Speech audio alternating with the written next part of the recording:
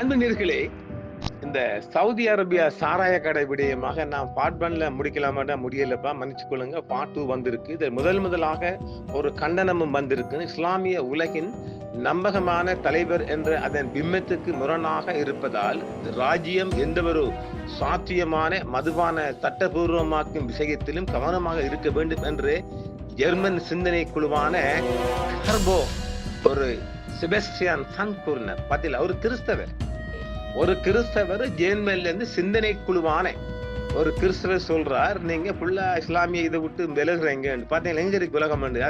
அதனால தான் இந்த செய்தி நாம் கொண்டு வந்தோம். இன்னும் இதுவரைக்கும் இந்த உலக பரப்புல ஒரு முஸ்லிம் காரனோ அல்லது ஒரு முஸ்லிம் கண்ட்ரிகளோ எவரும் ஒரு முஸ்லிம் என்ற பேர் தாங்கி கூட ஒரு கண்டனம் கொடுக்கல. சவுதிக்கு பயம். ஆனா ஜேர்மன்ல இருந்து ஒரு கிறிஸ்தவ அமைப்பான செபஸ்டியன் சன்ஸ் கூறுகிறார் சொன்னால் இதுதான் இன்றைய உலகத்தின் ஒரு முன்னணி செய்தியாகவும் இன்று வந்திருக்கின்றது. ஜனவரி 24 நாடு தனது முதல் மதுபான கடையை ரியாத்தில் திறந்தது முஸ்லிம் அல்லாத தூதுவர்களுக்கு மாத்திரமே. ஆனால் 2034 உலக கோப்பையின் போது மதுபானம் வழங்கப்படாது என்று லண்டனில் உள்ள சவுதி தூதர் இந்த ஆண்டு பிரிட்டிஷ் ஒளிபரப்படம் கூறியிருக்கின்றார். அதெல்லாம் போய் நீங்க காசு உழைக்க போறீங்க, ஹராமான காசு அதுக்கு சொல்றீங்க.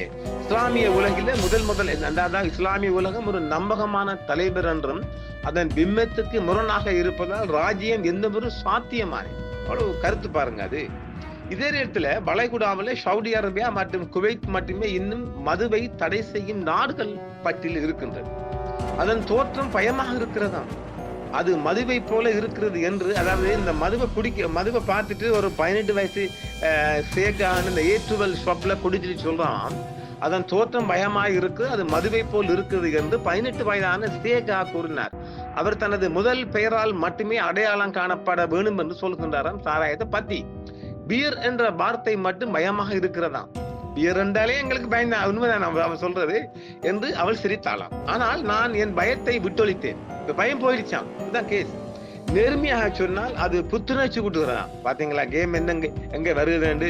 அடி பாவி மாலே, ஆரம்பத்துல பீரை பார்த்து பயம் வந்துச்சு, பயம் போயிடுச்சு, குடிச்சு பார்த்த சொல்லலாம். ஆஹா, தெம்பு வருது, அது ஒரு தெம்பு வருகுதான். டிக்டாக்கில் வீடியோக்களை பார்த்த பிறகு ஒரு நண்போட இந்த இளம்பெண் இந்த அனுபவத்தை முயற்சிக்க முடிவு செய்தாராம். ஹோட்டலின் மேலாளரை பொறுத்தவரை பார் அனுபவத்தை ஆனால் உள்ளூர் மதிப்புகளின் வரம்புகளுக்குள் வழங்க முடியும் என்பதே இதன் முக்கிய அம்சமாகும் என்றும் பலர் பரிசோதனை செய்ய ஆர்வமாக இருக்கின்றார்களாம். இதப்படி புது இதானே சாமான் புது சரக்கு கொண்டு வருகிறதே, நாக்கில வச்சு பார்க்க சவுதி காரிகளும் காரன்களும் அதிகமாக விரும்புறாங்களாம். போயிடுச்சு. ஆனால் எல்லை மீறாமல் இருக்கும் ஒரு இளம் நாட்டில் இது ஒரு நுட்பமான சமநிலை என்றும் ஒரு கருத்தும் வருகிறதாம். முதலில் சவுதி முஸ்லிம் அல்லாதவர்களுக்கு மதுபானம் விற்க தொடங்குகிறது. ஆனால் ஒரு மதுக்கடை உள்ளது. இந்த வளர்ச்சி இஸ்லாமிய நாட்டில் குறிப்பிடத்தக்க கொள்கை மாற்றத்தை குறிக்கிறது. இது மதத்தின் 2 புனித தலங்களை கொண்டுள்ளது. கடந்த ஆண்டு ரியாத்தில் 70 ஆண்டுகளுக்கு மேலாக அதன் முதல் மதுபான கடையில் திறக்கப்பட்டது.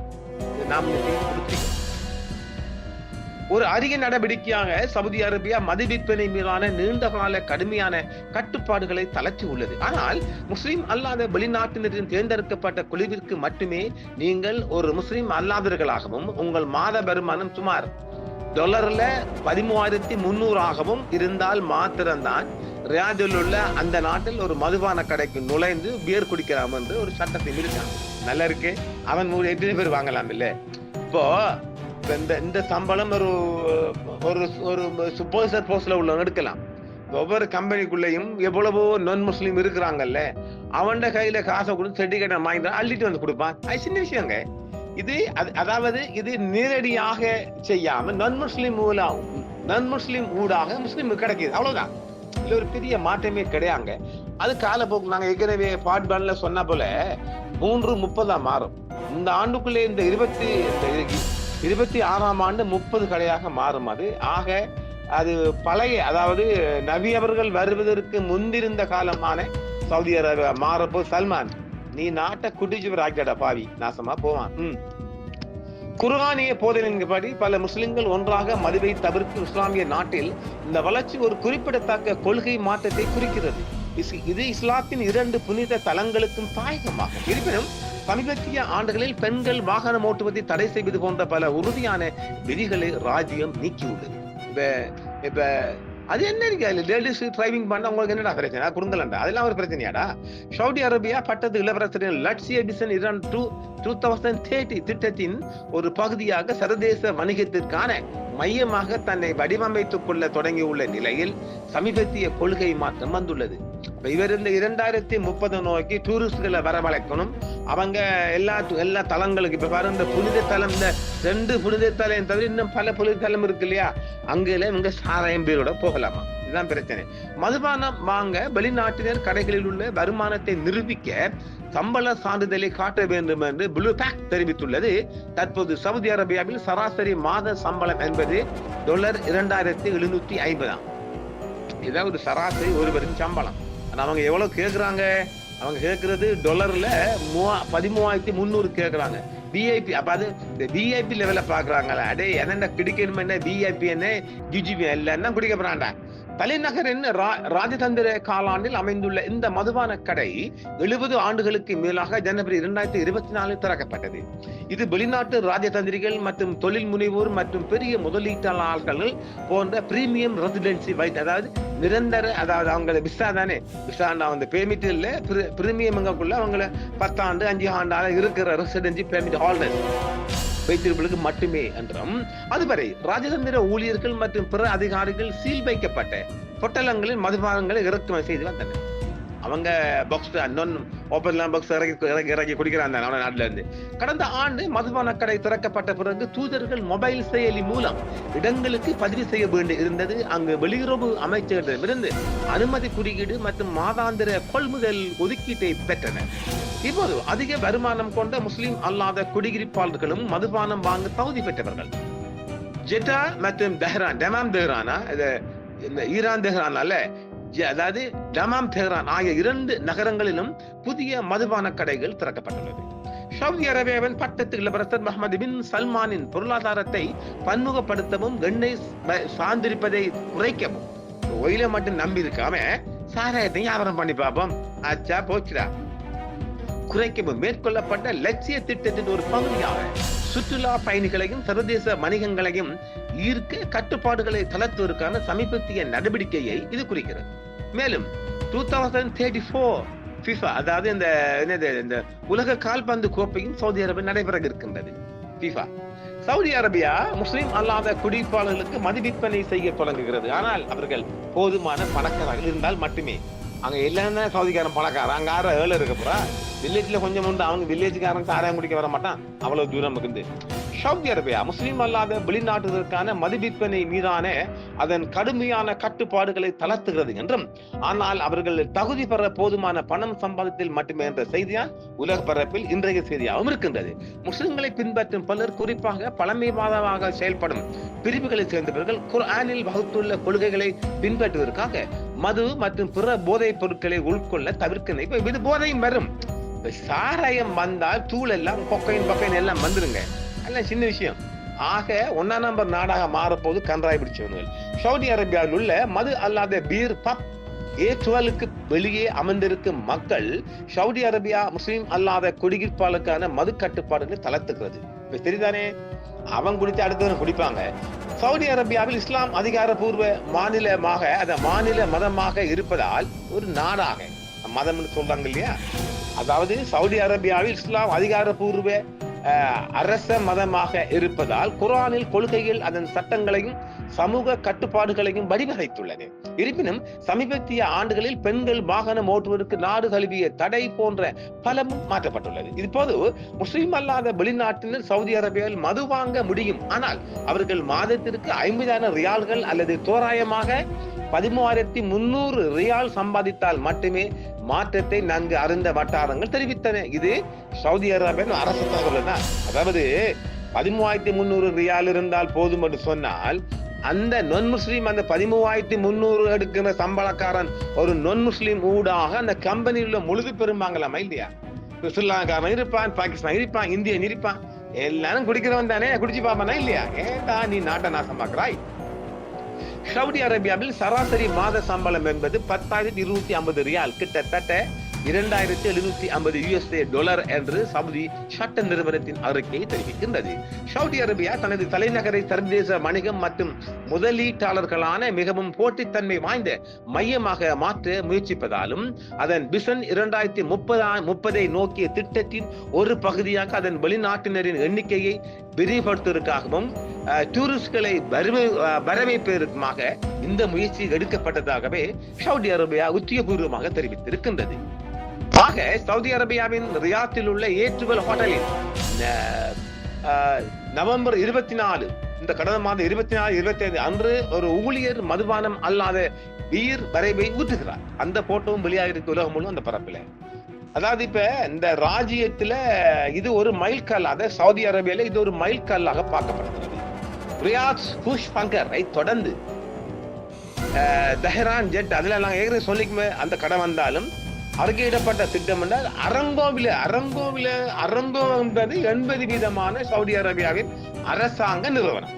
அதுல தான் இந்த கடை வச்சுக்கிறான்னு சொன்னால் எவ்வளவு கேவலம் பாருங்களேன். சவுதி அரேபியா 2 புதிய மதுபான கடைகளை திறந்து விட்டது. இதில் ஒன்று அரசு எண்ணெய் நிறுவனமான அரங்கோவில் முஸ்லிம் அல்லாத வெளிநாட்டு ஊழியர்களுக்கு சேவை செய்யும் ஒன்று உட்பட புதிய தாவலை திறக்கிறது. எனவே ராஜ்யம் கட்டுப்பாடுகளை மேலும் தளர்த்துகிறது என்று திட்டங்கள் குறிக்கப்பட்ட செய்தியாகவே அமெரிக்க செய்தி ஒன்றும் தெரிவிக்கின்றது.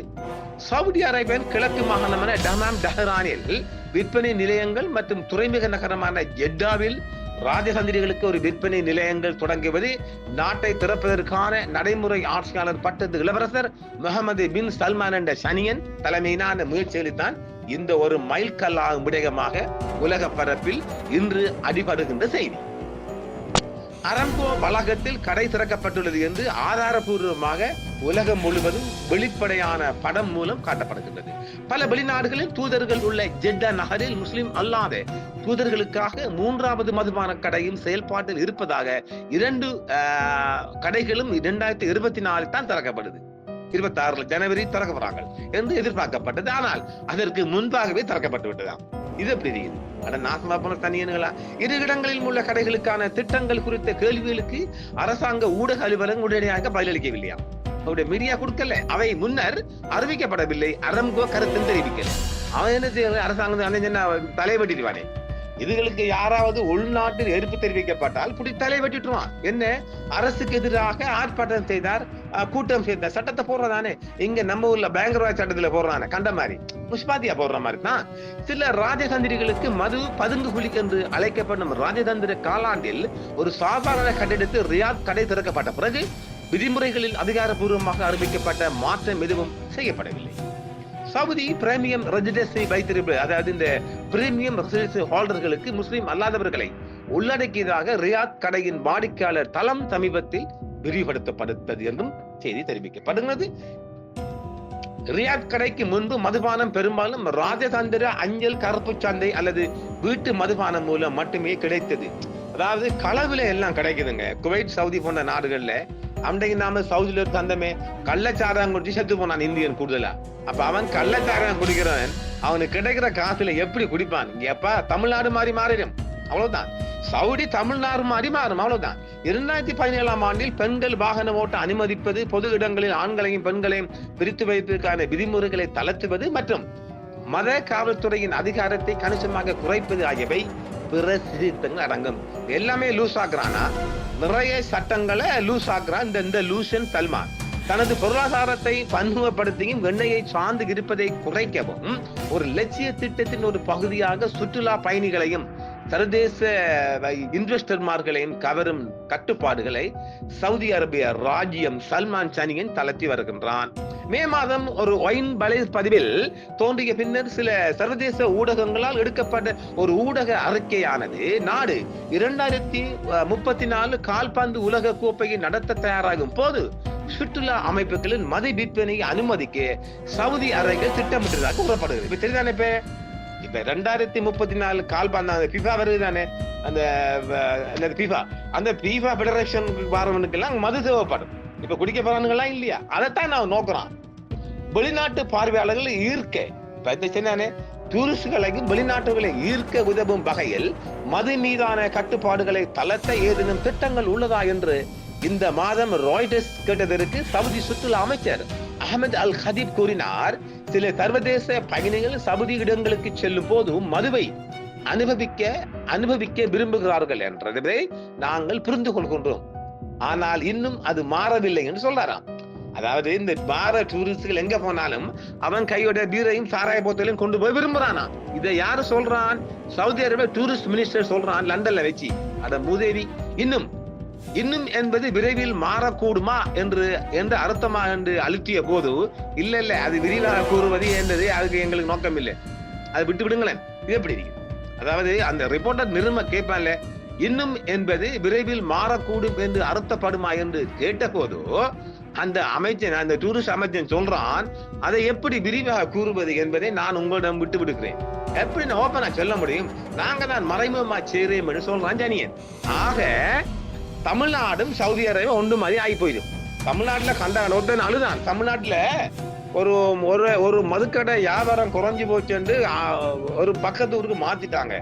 அத ஒரு வயசு பண்ண தாத்தா அழுது புலம்புறான், ஐயோ இந்த உசிர் போயிருமோ. அப்படித்தான் இப்ப ஆகி போயிடும். இப்ப ஆக சவுதிக்குள்ள சல்மான் சனியன் சாராய கடையை திறந்துட்டான். இனி சரிதானே, அடுத்த தூள் வரும். அடுத்த வர வேண்டிய சாமான் பண்டிகை இறைச்சியும் தூளும் தான் வரணும். இப்ப பண்டிகை இறைச்சியும் அங்க உள்ள ஃபுட் ஷாப்புகள்ல, இப்ப லண்டன்ல சயின்ஸ்பரி இருக்குது, பல ஷாப்பிங் இருக்குல்ல, சயின்ஸ்பரியா நமக்கு அத்துப்பாடி. அதே போல இந்த ஷாப்பிங் காம்ப்ளெக்ஸ்கள்ல இல்லாட்டி ஷாப்பிங் மால்கள்ல பண்டிகை இறைச்சியும் வந்துடும். இப்ப சரிதானே, இப்ப ஆஸ்திரேலியாவில இருந்து கட்டிங் பண்ணப்பட்ட பீஃப் மாட்டு இறைச்சி வருவது போன்றோம் பண்டிகை இறைச்சியும் வந்துடும். இப்ப சரிதானே, பண்டிகையோட கூடின பண்டிகை ஆயிட்டான் சவுதி சனியன். ஆக இது உலக பரப்பில் இன்று பார்க்கப்பட்ட மிக அதிகமாக மக்களால் ரீடிங் செய்யப்பட்ட ஆங்கில செய்திகளை உங்களுக்கு அளிவந்துகிறோம். மீண்டும் மற்றொரு செய்தி சந்திப்போம். நன்றி. என்றும் உங்களுடன் சன்ரைஸ் இந்தியா டிவி சப்ஸ்கிரைப் பண்ணுங்கள், பெல் பட்டனையும் கிளிக் செய்யுங்கள். உங்கள் ஆதரவே எங்கள் சேவை. ஆதரவு தாருங்கள், அரவணைப்போம். மறக்காம சர்ப்ரைஸ் பண்ணுங்க. தேங்க்யூ.